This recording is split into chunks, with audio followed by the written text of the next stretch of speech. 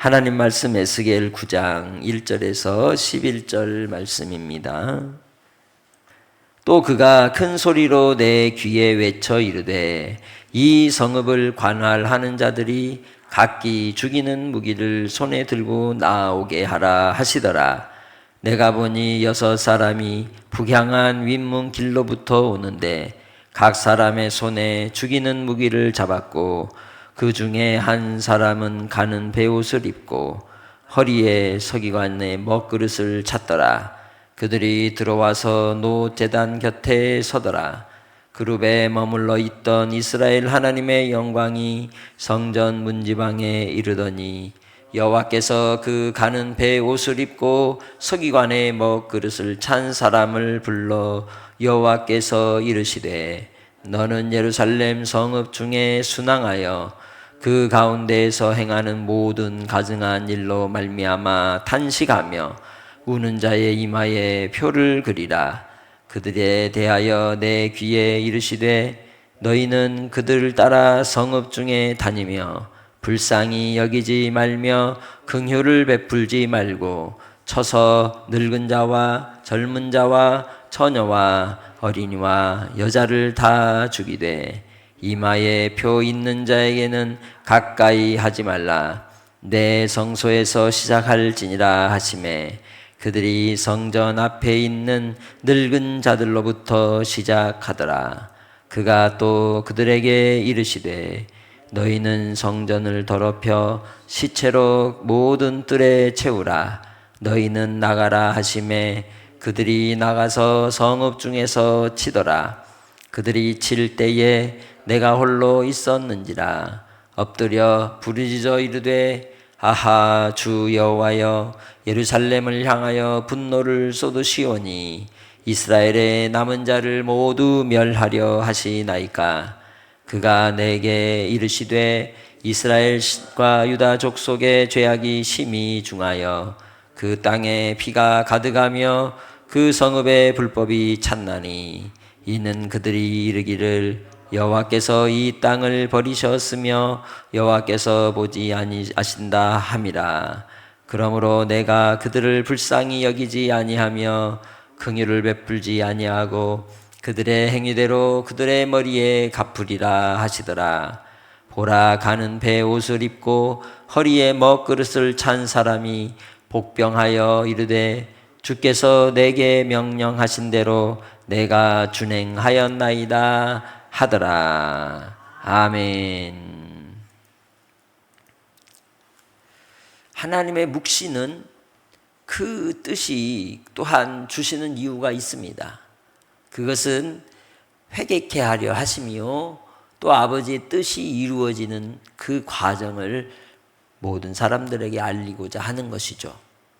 이를 통해서 듣고 돌이키고 믿는 자에겐 구원의 은혜가 임하고 돌이키지 않고 완악한 마음에 오히려 더 빠지는 이들에겐 심판을 자초하게 되는 겁니다. 그 심판은 비단 그 택한 백성들에 대해서만이 아니라 모든 인류에 대한 심판으로 임하게 되는 것이죠. 오늘 본문 속에서 하나님께서는 그 택한 자들, 그들을 누구라고 부르느냐? 남은 자다 그럽니다. 그루터기와 같은 자들, 마지막까지 하나님께 붙들림 받은 자들, 포로된 자들, 우는 자들. 그러나 그들은 하나님의 은혜 아래 있는 자들이고 그들은 구원의 자리에 들어온 이들인 줄 믿습니다. 우리는 누구를 보고 무엇을 보며 살아야 할 것인가? 세상에 크고 또한 놀라운 것들, 화려함에 우리의 마음이 빼앗기지 않고 순전하며 온전하여 하나님을 바르게 섬기는 삶으로 우리 자신 드리기를 힘쓰는 삶이 되길 원합니다. 본문 속에서 우리는 이 에스겔서 8장에서부터 11장까지 여호와의 성전에서 어떤 일들이 이루어지고 있는지를 철저하게 에스겔에게 보이시고 이로 인해서 임하는 심판이 어떠한 것인지를 말씀하고 있는 겁니다. 선지자가 선포하기 전에 먼저 하나님이 그에게 보여주시는 거죠. 비전이라고 하는 것은 하나님이 우리에게 보여주시는 것입니다. 앞날에 될 일 혹은 우리를 통해 이루어야 될 사명을 보여주는 것이죠. 에스겔이 지금 비전을 품고 있는 겁니다. 내 안에서 만들어지는 것 같지만 비전은 하나님이 우리에게 뭐 해야 돼요? 보여주셔야 되는 거예요. 그 보여주심을 통해 우리가 필요를 알고 그리고 절절한 마음속에 눈물로 씨앗을 심을 때 그 비전이 이루어지는 겁니다. 눈물이 없이는 결코 열매를 맺을 수 없는 것이죠. 그래서 이 성전에 대한 하나님의 심판이 나타날 때 9장에서 시작하는 모습 속에 예루살렘 성전에서 일어나는 온갖 가증한 일들로 인하여 하나님의 심판이 집행되는 장면을 보여주고 있습니다. 이 장면들은 어디하고 연결해서 나타나느냐? 요한계시록하고 연결이 되어 있어요. 그러니까 요한계시록만 따로 놓고 보면은 이해하지 못할 부분이지만 에스겔서를 보면 이게 바로 하나님 앞에 불의를 행하고 하나님 앞에 가증한 삶을 사는 그 땅에 대한 하나님의 심판이라는 걸 깨닫게 되는 것이죠. 1절에 또 그가 큰 소리로 내 귀에 외쳐 이르시되 이 성읍을 관할하는 자들이 각기 죽이는 무기를 손에 들고 나오게 하라 하셨다는 거죠. 그 땅을 관할하는 성읍을 관할하는 자들에 대하여 이야기하고 있는 겁니다. 당시에 이 이스라엘은 남유다와 북이스라엘은 아수르로부터 처음에는 제어를 받고 종속이 되었지만 그 다음에는 바빌로니아라고 하는 나라가 일어나기 시작했습니다. 그때쯤에 애굽이 다시금 힘을 써서 어떤 세계 열강의 패권을 차지하려고 힘써 보는 상황에서 애굽과 바빌로니아 사이에 끼어 있었던 이 이스라엘이라고 하는 나라는 결국 끊임없이 두 나라를 눈치 보게 되었죠. 그래서 요시아 왕 이후에 요시아 왕은 애굽에 의해서 이제 이집트와의 전쟁에서 죽게 되죠. 그리고 그 뒤를 이었던 여호아스, 여호야김 그리고 이제 여호야긴 왕까지 연결되는 과정 속에 하나님께서는 누구의 눈치를 볼 것이냐? 애굽의 눈치를 볼 것이냐? 바빌로니아의 눈치를 볼 것이냐 하고 눈을 이리저리 굴리는 이스라엘의 모습 속에서 누구를 바라봐야 되는데 여호와 하나님을 바라봐야 되는데 이 나라 저 나라 하고 그들이 끌려다니는 모습 속에서 그들의 가증함이 나타나고 있었던 겁니다. 그래서 그들이 이제 안 되겠다. 하나님은 기가 다 떨어졌다. 기 빨렸다. 그러니 애굽의 신들을 갖고 와서 기를 받아야 되겠다. 혹은 바빌로니아의 신들을 데리고 와서 기를 받아야 되겠다. 혹은 블레셋의 신들을 데리고 와서 우리가 좀 어떻게 해봐야 되겠다 하고 하나님의 능력은 끝났다. 이렇게 생각하는 분위기가 바로 이들에게 있었다는 거예요. 그것은 바로 하나님의 가증함, 그래 하나님의 진노를 사는 일이었던 겁니다. 그래서 아세라를 숭배하고 그리고 애굽의 금송아지를 숭배하고 그리고 또한 동방의 담무스를 경배하고 그리고 바벨론의 태양신을 경배하는 이러한 횡행하는 일들이 어디에서 일어났느냐? 예루살렘 성전에서 일어났던 거예요. 예배가 폐하여지고 왜곡되고 변질되고 오염되는 상황들은 결국 그 나라의 주민들까지 그 땅까지 뭐하게 만드느냐? 오염을 시키고 만다는 겁니다. 그래서 우리는 하나님 앞에 예배할 때 순전함과 온전함으로 예배하는 일에 마음을 들이고 집중하여 하나님을 섬기는 삶을 살아야 할 줄로 믿습니다. 본문에 그래서 큰 소리로 귀에 외쳐 이르시되 이 성읍을 관할하는 자들이 무기를 가지고 손에 들고 나오라 할 때 몇 사람이 나와요? 6사람이 나와요. 요한계시록에는 4개의 재앙이 있는데 그 재앙 때마다 7인 또 7 나팔 그리고 7 대접이 나오죠. 그러면 7이니까 7인데 여기는 왜 6이냐? 7인데 6이 집행이고 7번째는 다음 걸 불러내는 역할을 하거든요. 그래서 이 6사람이 각기 손에 무기를 잡고 그리고 그 중에 한 사람, 첫 번째 사람이 뭘 가지고 있어요? 먹그릇을 가지고 있는 거예요. 건물을 지을 때 줄을 긋는 거죠. 표본을 삼는 겁니다. 영역을 설정하는 겁니다. 그래서 노제단 앞에 곁에 서서 이스라엘이 하나님의 영광이 성전 문지방에 이를 때에 하나님의 말씀을 따라서 그 먹그릇을 찬 사람을 불러서 이제 예루살렘 성읍을 순행하면서 그 가운데 행하는 모든 가증한 일 때문에 이제 바로 탄식하고 울고 있는 자들에게 이마에 뭘 그려라? 표를 그려라 라고 말씀하는 거죠. 하나님이 누구를 먼저 골라내시느냐? 지켜야 될 사람들, 하나님의 사람들을 따로 구별해 내시는 거예요. 그래서 어떤 이제 학자는 이 표가 뭐냐? 타부라 이렇게 얘기를 합니다. 히브리어 중에 이 타부는 누워있는 십자가거든요. 바로 예수 그리스도의 십자가의 의미를 어디에 새겨요? 그 이마에 새긴다는 거예요. 그들은 성전을 위해서 오염되고 가증한 일을 행하는 그 모습들을 보고 애통하고 눈물을 흘리는 자들이라는 거예요. 그들의 이마에 표를 그리라. 요한계시록이 아니라니까요. 이미 창세기부터 일관되게 주는 말씀하고 있는 거예요. 택한 자들에게는 성령께서 표를 주신다는 거예요. 성령이 함께 하신다는 겁니다. 그리하여 그들을 통하여 하나님께서 그 귀에 에스겔에게 말씀하기를 너는 그를 따라 성읍 중에 다니며 불쌍히 여기지 말며 긍휼을 베풀지 말고 쳐서 늙은 자와 젊은 자와 처녀와 어린이와 여자를 다 모아대 죽이되 누구는 이마에 표 있는 자에게는 가까이 하지 말라 이렇게 말씀하고 있는 것이죠. 그 소리를 에스겔이 들었다는 겁니다. 하나님께서 진노의 심판으로 모조리 다 뭐 하겠다? 진멸하여 죽이겠다는 겁니다. 그런데 그 이마에 표 있는 자들만큼은 구별하여 가까이 하지 못하게 한다는 거죠. 그러면 그 심판은 어디에서 시작이 됩니까? 성소에서 시작하라. 하나님 앞에 가증함이 어디에서 시작이 되었느냐? 성전에서부터 시작되었다는 거죠. 초대교회 성도들은 성전이라고 말할 때 예루살렘 성전을 중요하게 여기지 않았어요.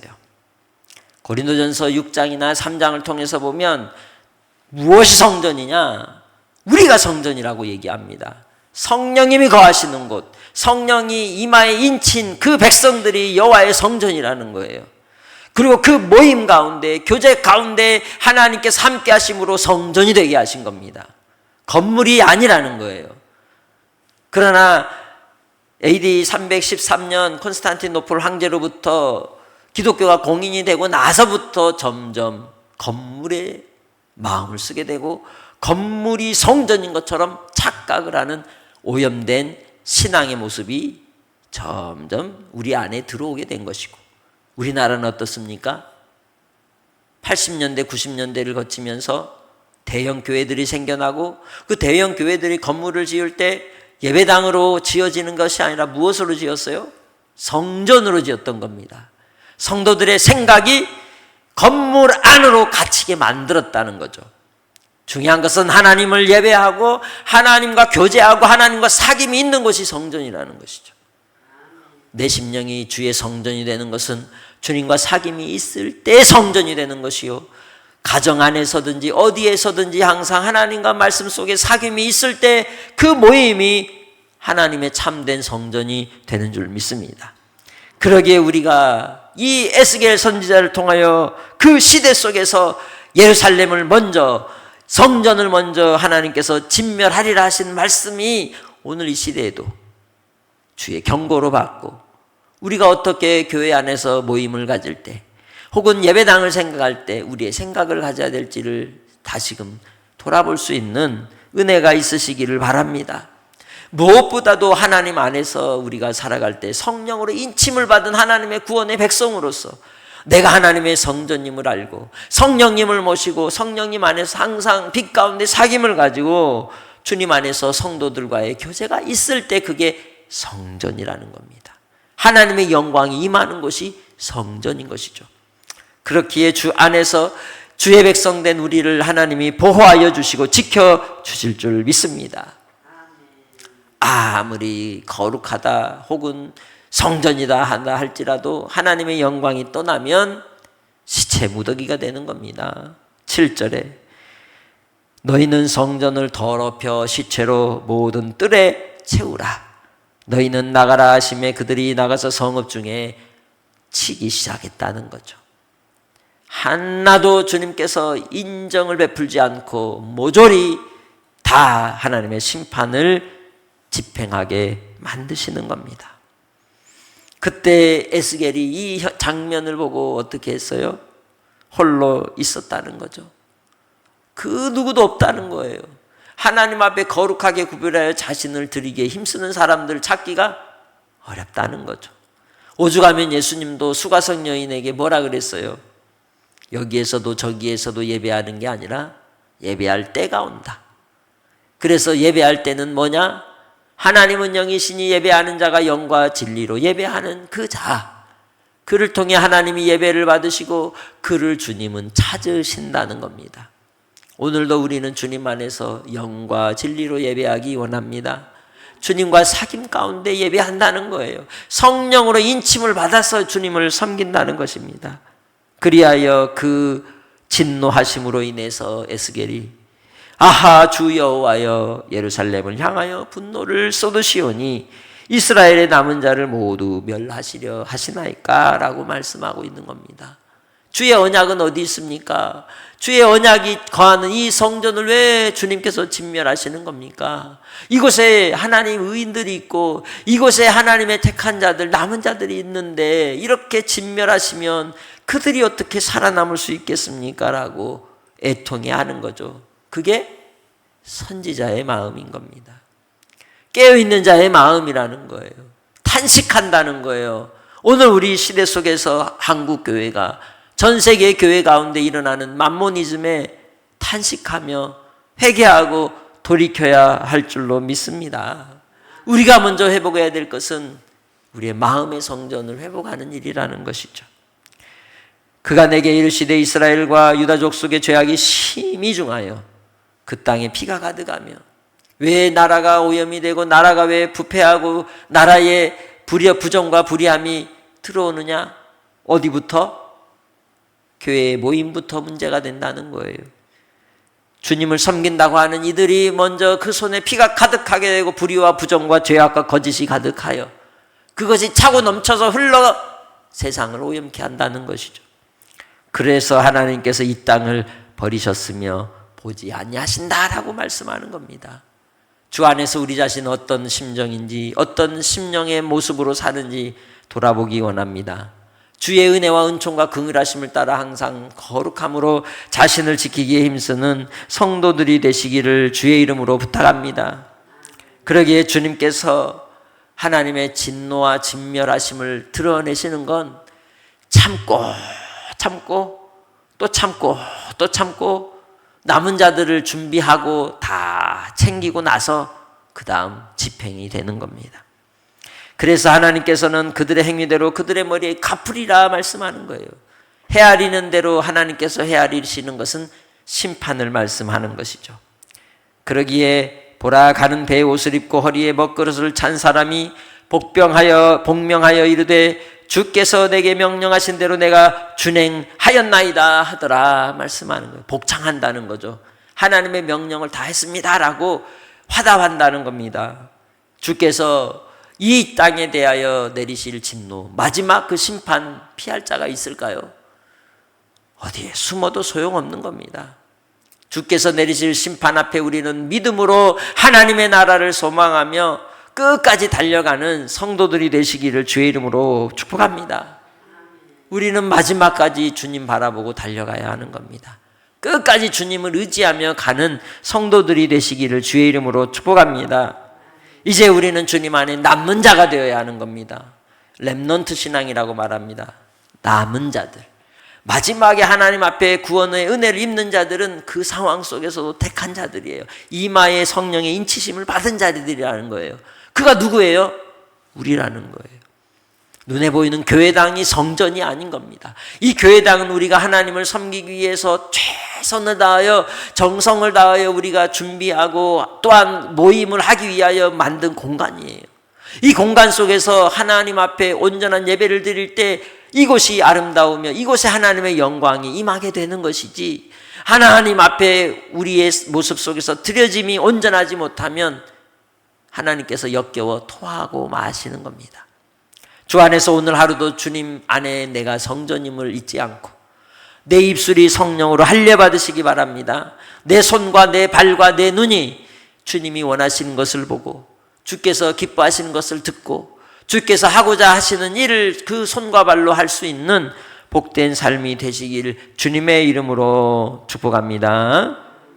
하나님 아버지 감사합니다. 오늘도 주의 은혜와 사랑으로 우리를 붙드시고 역사하여 주셔서 이 땅에 믿음의 소망을 따라 성령의 인치심을 받고 믿음의 길을 가게 하시니 감사합니다.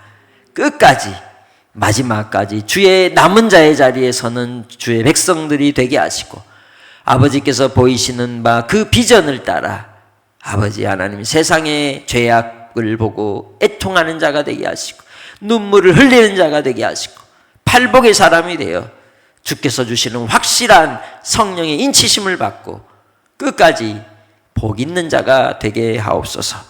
영원한 하나님의 나라의 안식 가운데 우리가 소망을 가지고 살게 하시고 믿음으로 살아간 삶의 증거가 그 현장에 있게 하여 주시옵소서. 오늘도 주께서 위로할 자에게 위로를 주시며 소망을 얻을 자에게 소망을 주시고 믿음으로 살고자 하는 몸부림 속에 하나님의 영광이 임하게 해 주시길 원하옵고 감사하며 예수님의 이름으로 기도합니다. 아멘.